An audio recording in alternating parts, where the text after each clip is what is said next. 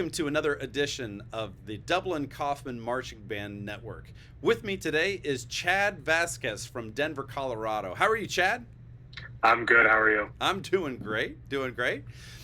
Today we're going to be talking about a man that has a lot of different things that he's involved with, and really exciting to have our students and band family learn about what Chad does on a daily life.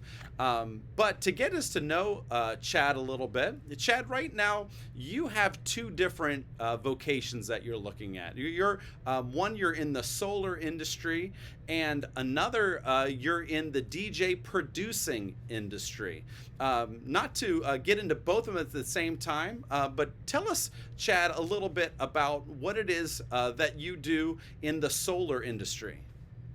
Sure. So in the solar industry, my title, as they call it, is commercial project manager. And so what that means is basically you have businesses that have environmental goals that they need to achieve. The company that I work for, Pivot Energy, is more of a consulting firm. And what we do is basically guide those businesses through the process of getting solar onto their buildings, whether it's to save them money on their utility bills or to just be good to the environment. There's many reasons why a business or even schools would want to get solar.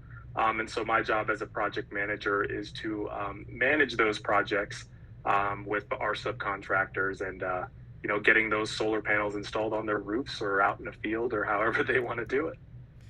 And then there's the complete other side of your life where you spend kind of like your fun time and your really creative time where you are creating music.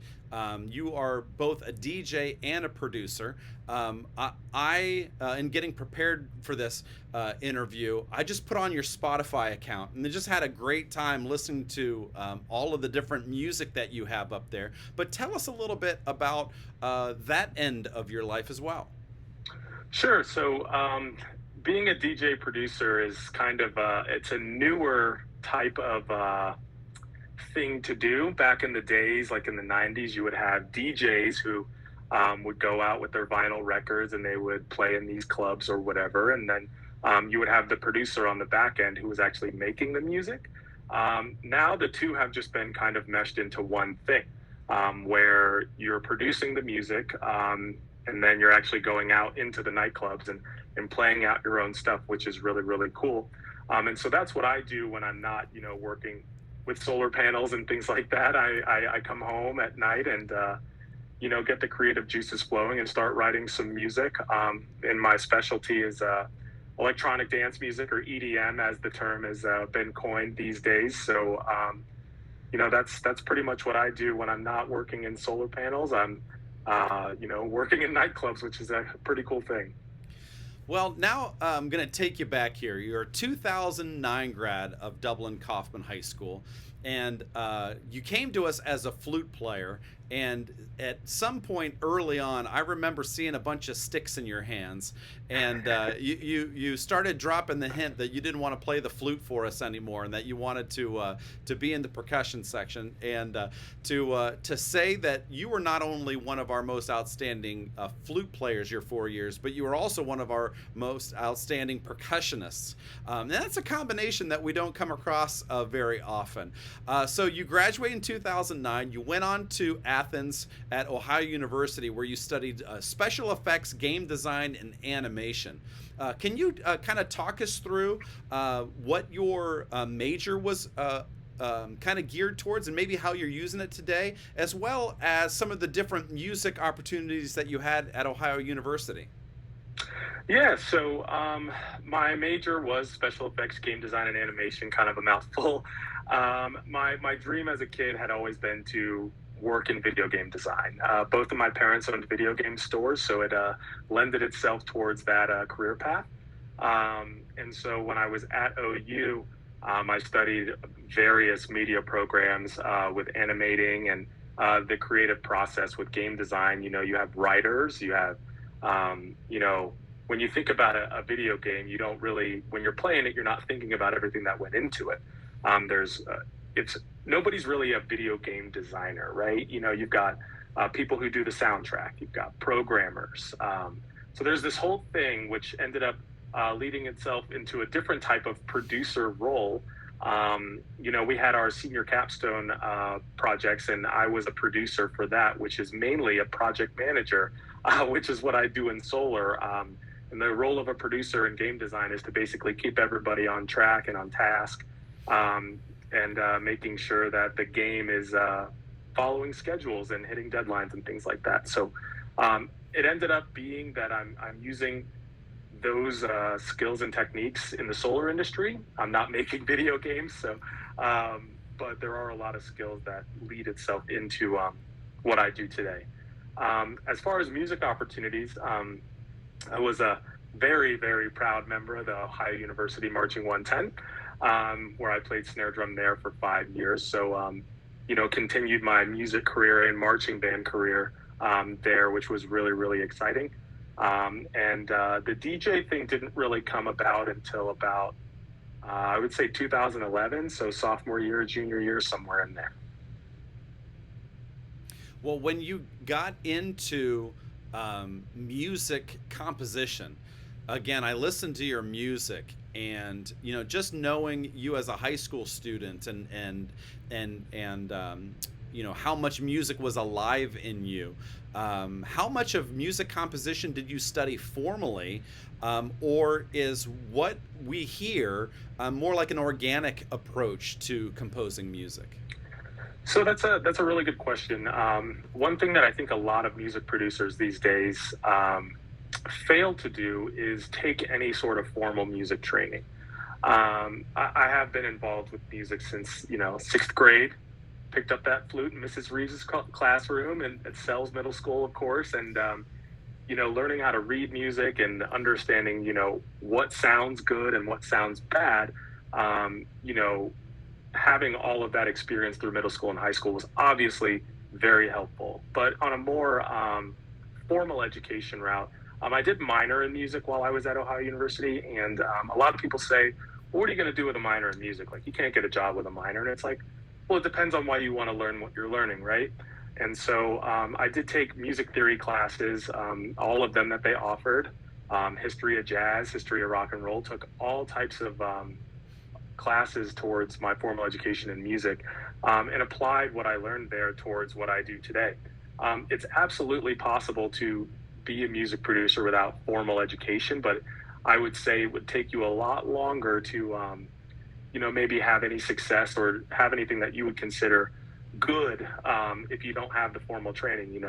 The circle of fifths is there for a reason. Major, minor keys and scales, it all comes into play when you're doing music production.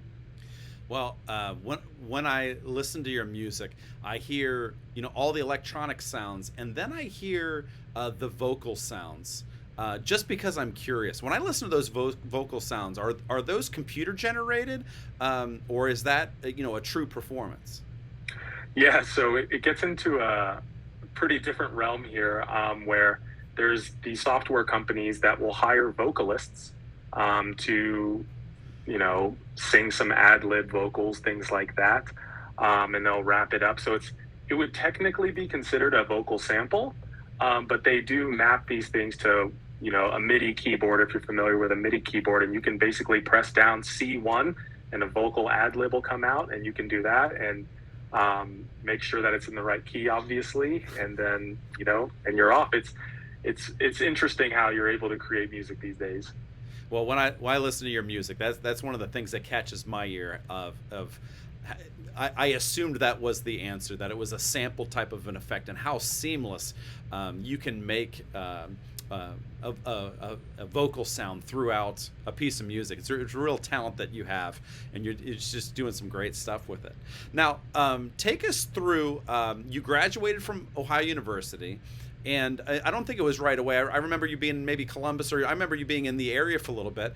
But you picked up your bags and you moved out west to Los Angeles, something that everyone kind of dreams about doing. And you find yourself in Los Angeles, having a job at the same time of kind of learning about the music business. What experience was that like? Yeah, so the move to California was kind of a long time childhood dream as well. I'd always wanted to live in LA. I mean, seems like everyone does. You see it on TV, you're like, oh wow, that looks great. But I had actually gotten involved in the solar industry in Columbus back in, I would say, probably 2015, 2016 at IGS Energy, which is right down the road from you guys on Emerald Parkway. And I thought, now is as good a time as any. If I don't do this now, I may never. And the goal was to get involved with a video game studio and try to pursue that path again. And most game studios, there are zero in Ohio. Most of them are in the Los Angeles area. So, I decided to just kind of pick up and move out there with my girlfriend, and we just tried to make a go of it essentially. And I was able to get a solar job out there pretty quickly. I think I'd been in LA for about 2 weeks and was able to get that job in the solar industry, which was to kind of sustain myself out there while trying to break into the video game industry. Unfortunately, that didn't happen. But throughout all of that, I had continued producing music and DJing, and was actually able to get some opportunities to DJ live in LA, which is a really, really cool opportunity. Yeah, the DJing and producing thing has just kind of been a constant with me through college. And the solar and environmental thing has just been kind of something I fell into, but have found that I'm actually equally passionate about.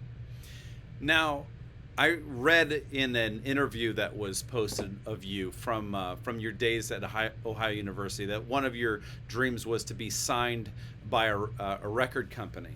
And in looking at your looking at the path that you've been on, talk us through some of how that works, and maybe some successes or some lessons that you learned along the way, because you're right at the beginning here of this producing career and the music that you're making. Explain to us how that works, and what is it that you're trying to do and trying to achieve.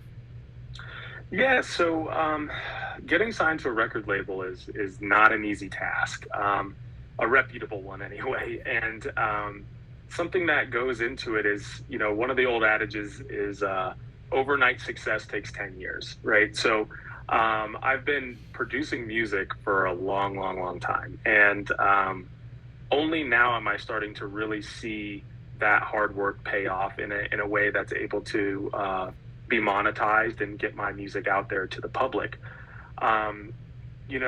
Getting signed to a record label, everybody, when you're listening to music, if you're listening to pop music, you've got Universal Music Group and Sony and Capitol Records, and all of that stuff goes into there. If I'm just starting out and that's my favorite record label, you're not going to just like throw a Hail Mary and be like, hey, Capitol Records, hook your boy up. You know what I mean? It takes a lot of time and effort and working your way up the ladder.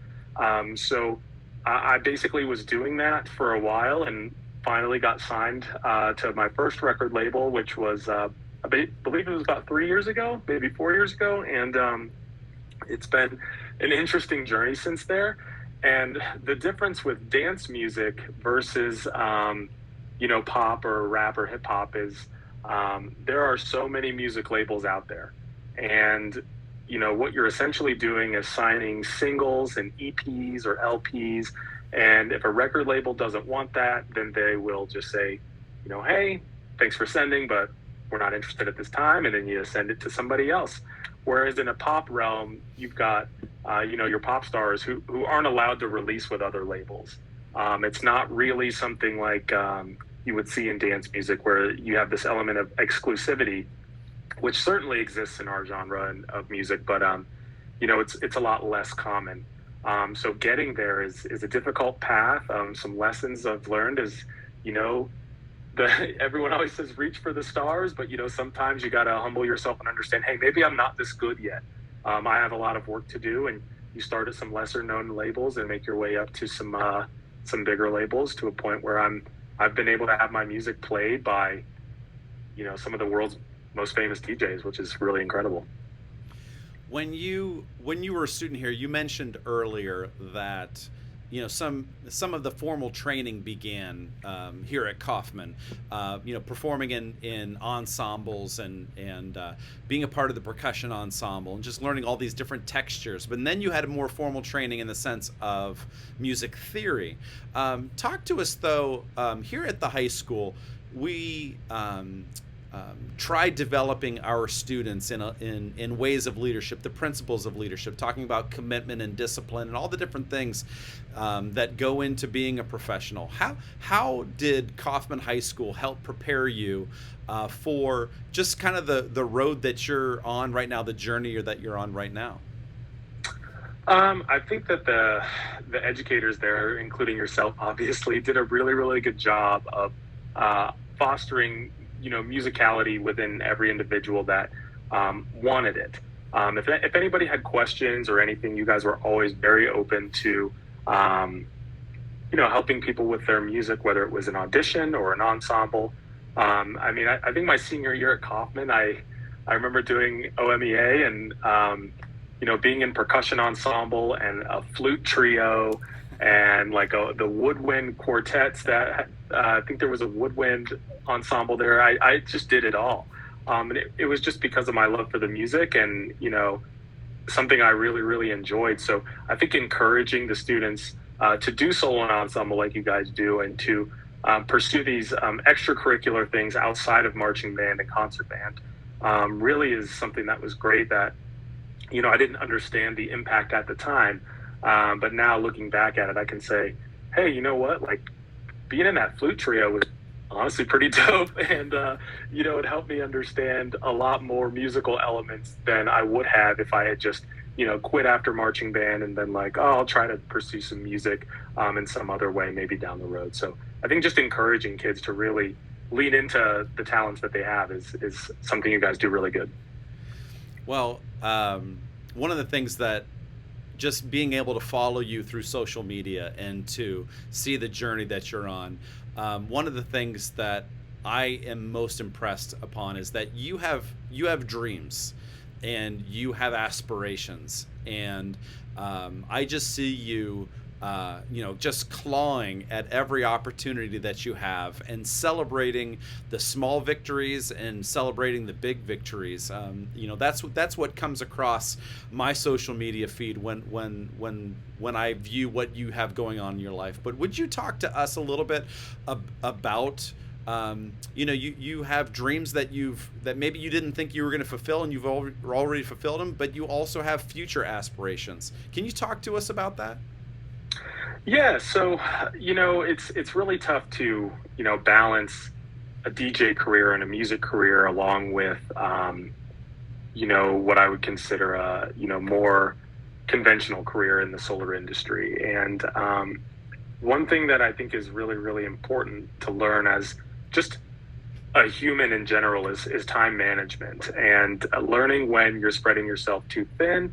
And when to focus on one thing and not another. And, for me, what I've been able to do to make sure, I guess to back up a little bit, my dreams in my head, I'm all about positivity and manifestation and things of that nature. And, in my head, my dreams, I've already achieved them in the future. It's just a matter of when it's happening. And so, I do something every single day to make sure I can work towards that future that I've already visioned for myself. And, to do that, I wake up at 6 o'clock every single morning and, jump in the shower, get ready, do all that stuff. And then I'll work on music for about 2 hours every morning before I even have to be at the office. Right. And then, so I've gotten my creative side done. And then I can focus my, 6 to 8 hours or whatever on my day job while I'm in the office. And then I can come home and then I can either continue doing music. If I want to, I can relax, but at least I know that I worked on both things that are working towards my future in that day. Now, it doesn't happen every day, but that is the goal. And it's something that I think a lot of people need to understand. It's like, oh, I wanted to be a singer or I wanted to be an artist, but, now I'm an accountant. And it's like, well, look, you can be both. There's nothing stopping you from doing that. You just have to make the effort to either stay up late or work early. And, there are many sacrifices you have to make. There's times where you want to go out and hang out with friends or things like that, where you have to say, hey guys, I got this thing I'm doing. I'll catch up with you guys next time. And, that's the reality of the situation, but there's really nothing holding anybody back from doing what they want to, in terms of a passion or a dream. And I think one thing that is really important to keep of note is, if you're doing it for money, that's the wrong reason, right? You want to do it because you're passionate about it and because you want to be happy with what you do. And so I'm in a unique position where the solar industry, pays me very well. And so I'm able to live my life comfortably, but at the same time, be able to work on my passion and my dreams. So I think it's important to be able to balance both things. It doesn't have to be one or the other. You can have both.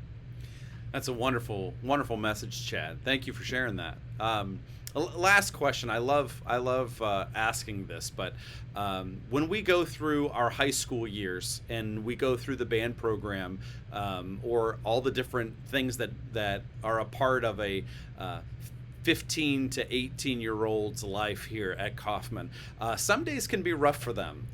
Some days can be challenging, and in the music program and in the band program, sometimes it's a little bit of a shock as you enter, a group that works really hard and a group that is outside running around on a field in the hot summer heat, but where you are, you mentioned earlier, just thinking about what your earlier self it was like versus now.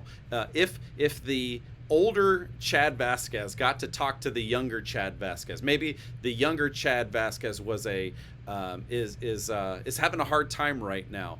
What would the older self tell the younger self about being in high school and the different things that come across that make life difficult for a young adult? Yeah, I think the older me would tell the younger me that there are solutions to every problem, right? And if we're working towards, finding those solutions and you've done your best at the end of the day, then there's really nothing to worry about. And I remember being in high school and having stressful days and, trying to make it through there, whether it was through relationships or homework or, whatever else was going on at the time. I think just, riding the wave there's something to be said for that, and just to continue moving forward. But at the same time, I think it's really important to stop and think about things that you have that you're appreciative of, and, a future that you can really envision for yourself and keep working towards that. Burnout is real. It happens to all of us, and to be able to take a step back and just kind of meditate on things and, think, I guess what I'm trying to say is basically sometimes you got to remove yourself from the situation from the outside looking in. And I didn't do that a lot in high school, and I just kept piling things on and trying to work through it all. And I know a lot of people are like that, but sometimes if you just take things one day at a time, one step at a time, things will always sort themselves out. The community in Dublin is a really, really, really fantastic community. And there are plenty of people out there to help if you're feeling overwhelmed or you're going through hard times. And that's something that I wish I knew better when I was in high school, something that I wish I could have leaned on a little bit more, is understanding, hey, you don't have to do things alone. There's plenty of people, teachers you trust, friends that you have, friends' parents. There's plenty of people, your own parents, there's plenty of people you can talk to that have all been there. So, I think not being afraid to ask for help is a really good thing to convey there. It's wonderful words. Hey, Chad, thank you so much for spending some time with us. It's great to reconnect with you. It's great to follow along in your progress. And I know this is just the beginning and the start of a wonderful music career and anything else that is in front of you. So thanks so much for spending time with us today. Absolutely. Thank you so much for having me. Go Shamrocks. I'm excited to have done this with you guys. Great. Thank you. Thanks.